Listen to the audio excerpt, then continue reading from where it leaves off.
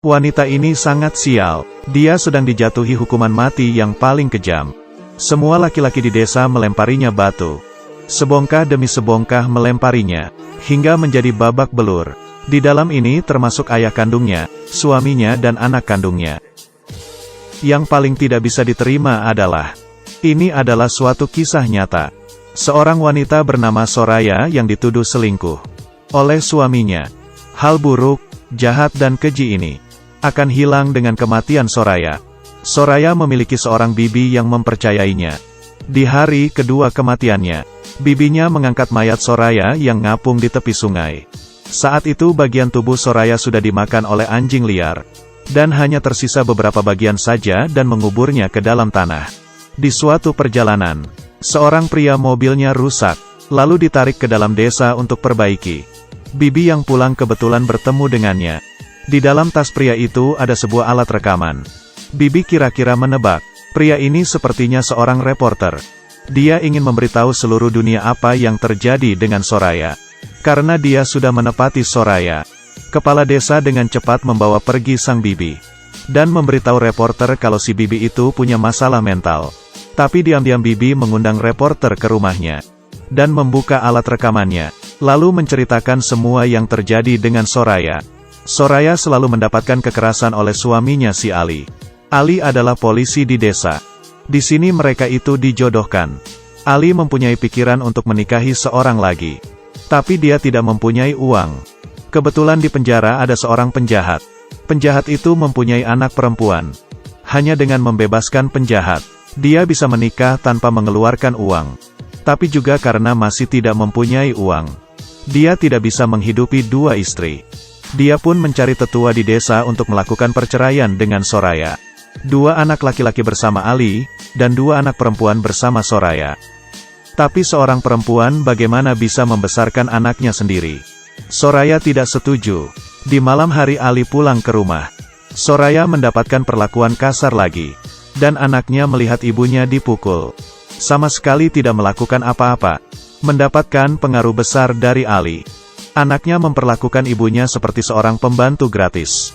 Ali mengusir Soraya dari rumah, dan membawa kedua anak perempuannya tinggal di rumah bibinya. Di malam itu, tetangga bibi datang. Istrinya sedang sakit parah perlu bantuan bibi. Tapi di saat bibinya sampai, istri tetangga itu sudah meninggal. Mengikuti tradisi di sana, setelah wanita meninggal, tidak boleh ada seorang pria pun yang datang melihat. Sang suami pun juga tidak boleh. Dan bibi bantu mengurusi proses kematian sang istri tetangga tersebut. Di pagi hari, kepala desa, tetua desa dan Ali dipanggil oleh bibi. Dia ingin membantu tetangganya untuk mencari pengasuh anak. Orang-orang ini menyarankan Soraya. Si Soraya selesai mengerjakan pekerjaan rumahnya, baru ke rumah si tetangga itu untuk masak, cuci baju. Si tetangga akan menggajinya. Soraya membantu majikannya untuk masak dan cuci baju. Sang suami yang dari jauh diam-diam memperhatikan, dan mempunyai suatu rencana yang jahat. Di malam hari Ali menemui tetua, mengatakan istrinya Soraya dan si tetangga itu ada hubungan lain. Tetua mengerti maksudnya. Dia ingin menjebak Soraya, dan membunuhnya. Dengan begini dia tidak perlu bercerai, dan tidak perlu mengeluarkan biaya untuk dukungan. Tetua ini tidak setuju. Soraya sekarang sedang mencari uang. Tidak perlu waktu lama sudah bisa bercerai dengan Ali. Tapi Ali sudah tidak bisa menunggu lagi. Tetua pernah punya kasus. Bila dia tidak membantu Ali, Ali akan menyebarkan masalahnya tetua. Ali mulai menyebarkan kabar burung di desa. Bibi pun mendengar ada orang yang membicarakan Soraya. Dengan emosi pulang ke rumah. Dia merasa Ali mungkin sedang menjebak Soraya. Dan menemui Soraya, menyuruhnya untuk melepaskan pekerjaan ini. Tapi Soraya tetap bersikukuh. Apalagi, pekerjaan ini memberikannya pendapatan. Ini adalah harapan dia untuk bisa bercerai. Ali ingin membuktikan perlakuan Soraya, dan membutuhkan 2 orang sebagai saksi. Dia sendiri sudah dihitung 1. Dan ada 1 lagi yaitu Laoha, si tetangga. Dia dan tetua pergi menemui Laoha. Ingin Laoha menjadi seorang saksi. Tapi Laoha menolak mereka. Tapi semua orang mempunyai kelemahan. Laoha mempunyai seorang anak yang keterbelakangan mental. Ali memberikan ancaman dengan menggunakan anaknya. Tanpa bisa apa-apa, Dia pun menjadi seorang saksi. Di jalan raya desa, Ali dengan kasar memukul Soraya. Dengan keras mengatakan Soraya selingkuh. Semua orang pun melihatnya, tapi tidak seorang pun yang mengulurkan tangan untuk menolongnya. Bibi dengan cepat datang dan menolong Soraya, dan membawanya pulang ke rumah. Kepala desa pun juga datang, bertanya ke Ali dan Soraya mengenai perselingkuhan. Soraya secara alami tidak akan menyetujui. Tapi kepala desa pergi menemui Laoha, menghadapi dua orang saksi yang menjadi bukti. Soraya tidak bisa melakukan apa-apa, mengikuti peraturan di tempat itu. Di saat sang suami menyatakan istrinya tidak setia, sang istri harus mempunyai bukti untuk membuktikan dirinya tidak bersalah. Kalau tidak akan dihukum. Kepala desa mengumpulkan semua pria di desa untuk sidang mengenai hukuman yang akan diberikan ke Soraya. Dan Soraya hanya bisa sendirian tanpa bisa apa-apa menunggu sidang. Hasil sidang para pria pun sudah keluar.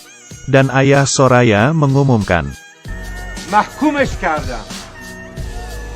Mahkume. Para pria di desa mulai sibuk melakukan tugas masing-masing yang sudah diberikan.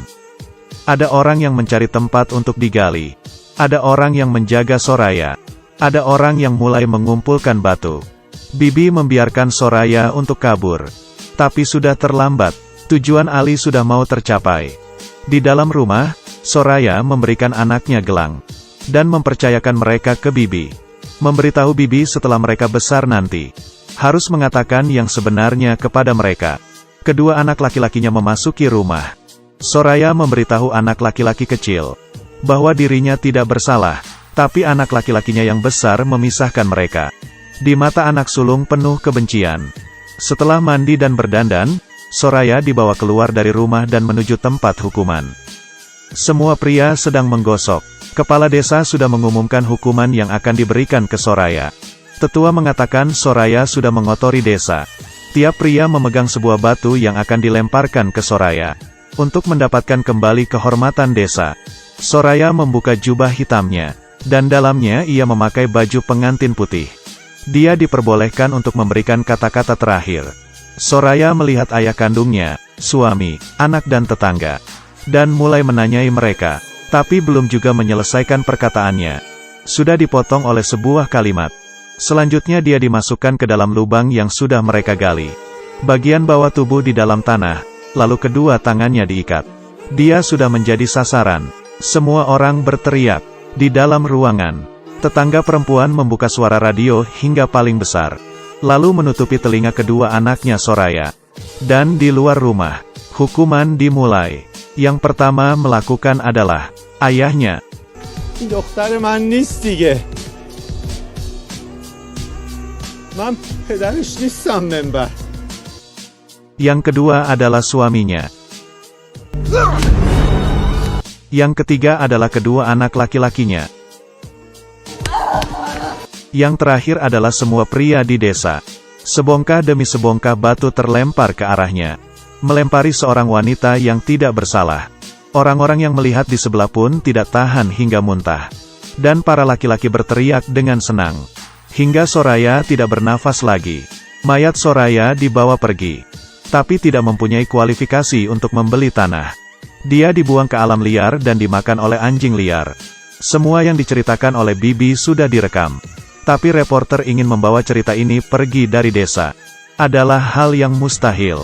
Ali saat itu sudah tidak memedulikan hal itu lagi. Karena ayah dari istri yang ingin dia nikahi akan segera dilakukan hukuman mati juga. Dari perkataannya, usahanya sia-sia. Dan dari perkataan tetua, sibuk untuk bukan hal apa-apa. Mereka semua lupa dengan kejadian melempar batu ke wanita hidup-hidup hingga mati. Reporter ditahan oleh tetua. Para penduduk menggunakan pistol untuk mengancamnya agar menyerahkan kaset rekaman. Lalu kaset itu dihancurkan. Setelah reporter menyalakan mesin mobilnya, sang bibi muncul. Di tangannya, barulah kaset rekaman yang sebenarnya. Bibi sudah menepati janjinya ke Soraya. Sang reporter pun berhasil membawa pergi kaset rekaman itu dari desa. Kisah Soraya ditulis menjadi sebuah buku. Diproduksi menjadi sebuah film. Semua orang di dunia menjadi tahu hal keji yang terjadi kepada Soraya. Hukum rajam Iran dan isu hak-hak perempuan telah menarik perhatian masyarakat internasional. Hingga saat ini, Masih banyak negara yang menggunakan hukum rajam. Menyakiti para perempuan. Setelah melihat film ini, kita tahu apa yang disebut dengan sulit untuk tenang jika Anda tidak mau melakukannya. Sangat berharap Thailand akan membuat film seriesnya. Soraya sebagai arwah, dan semua orang yang menyakitinya mendapatkan balasannya.